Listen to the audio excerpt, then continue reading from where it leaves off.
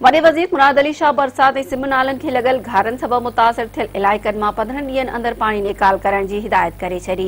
इंतिज़ामिया मीरपुर ख़ासि उमरकोट ऐं सागर ज़िलनि मां बरसाती पाणी निकाल करण जी दावा कई आहे।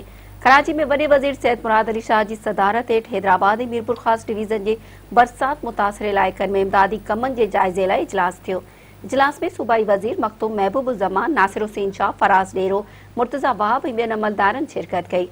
इजलास दौरान आबाशी खाते सूदो ॿियनि इदारनि सागर, मीरपुर ख़ासि ऐं उमरकोट ज़िले जे ॻोठनि, आबादी वारनि इलाइक़नि ऐं ज़रई ज़मीन मां पाणी निकाल करण जी दावा कई।